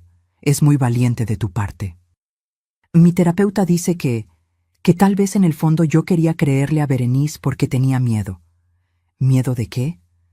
Miedo de que si algo te pasaba a ti, yo me quedaría completamente sola. Y cuando Berenice me convenció de que tú estabas haciendo cosas malas, fue como si ya estuviera preparándome para perderte. ¿Tiene sentido? Asentí lentamente. Todo el sentido del mundo. Pero la verdad es que nunca estuve sola. Tú siempre estuviste ahí. Incluso cuando yo no te creía, tú seguías siendo mi mamá. Seguías peleando por mí. Siempre voy a pelear por ti, Camila. Hasta mi último aliento. Nos abrazamos. Y en ese abrazo sellamos algo. Un pacto. Una promesa de que lo que había pasado nos había roto. Sí, pero también nos había hecho más fuertes. La empresa también cambió. Textiles Guadalajara creció ese año más que nunca. La historia se había hecho viral. Los medios cubrieron el caso. Empresaria de 67 años desmantela complot para robarle su empresa. Abuela guerrera derrota a cuñada fraudulenta en épica batalla legal. No me gustaba la atención, pero trajo clientes. Muchos clientes. Gente que quería trabajar con alguien que había demostrado integridad bajo fuego. Para junio, tuve que contratar 15 empleados más. Abrimos una segunda planta en Toluca. Los números eran mejores que nunca. Una tarde, don Esteban entró a mi oficina con una propuesta. «Guadalupe, he estado pensando. Deberías considerar sucesión». «¿Sucesión?» «Don Esteban, no planeo morirme pronto». «No es eso», rió. «Pero tienes 67 años. Algún día vas a querer retirarte. Y cuando ese día llegue, la empresa necesita estar preparada». «¿Qué propones?» «Que le des a Camila el 30% de la empresa, que la traigas como vicepresidenta, que empiece a aprender el negocio desde adentro. Tiene cerebro para los números, y después de todo lo que pasó, creo que ella aprecia el valor del trabajo honesto». Pensé en eso durante una semana. Luego llamé a Camila a mi oficina. «Hija, quiero ofrecerte algo». Le expliqué la propuesta. 30% de Textiles Guadalajara, un puesto como vicepresidenta, aprender el negocio, eventualmente tomar control cuando yo me retirara. Camila me miró con los ojos muy abiertos. «Mamá, después de todo lo que pasó, ¿confías en mí para esto?» «Confío en ti precisamente por todo lo que pasó», dije. «Aprendiste una lección que el dinero no puede comprar. Aprendiste a cuestionar, a verificar, a no confiar ciegamente. Eso te hace perfecta para este trabajo». «Pero yo no sé nada de textiles». «Yo tampoco sabía cuando empecé. Se aprende, y yo voy a estar aquí para enseñarte». Camila aceptó. Empezó a trabajar conmigo en julio. Al principio fue difícil, cometió errores. Pero aprendió rápido. Tenía el mismo fuego que yo tenía a su edad, la misma determinación. Para octubre ya manejaba toda la parte administrativa. Para diciembre había renegociado 3 contratos importantes, ahorrándole a la empresa casi 200,000 pesos. La noche del 30 de diciembre, un año después de aquella fiesta memorable, organicé otra celebración. Más pequeña esta vez, solo 50 invitados. Gente cercana, gente que realmente importaba. Camila llegó temprano para ayudarme a preparar. Colgamos las luces juntas, cocinamos juntas, reímos juntas.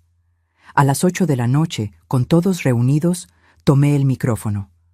Hace un año, dije, en este mismo lugar, viví la noche más difícil y más liberadora de mi vida. Muchos de ustedes estuvieron ahí. Lo vieron todo. Hubo murmullos de asentimiento, sonrisas de complicidad.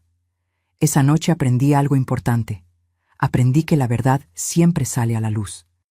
Que la justicia, aunque lenta, eventualmente llega. Y que la familia verdadera no es la que comparte tu sangre, sino la que está a tu lado cuando todo se derrumba. Miré a Camila. Ella tenía lágrimas en los ojos. Este año no fue fácil.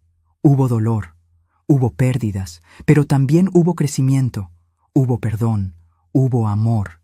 Y por eso, esta noche quiero brindar. No por venganza, no por victoria, sino por segundas oportunidades. Levanté mi copa.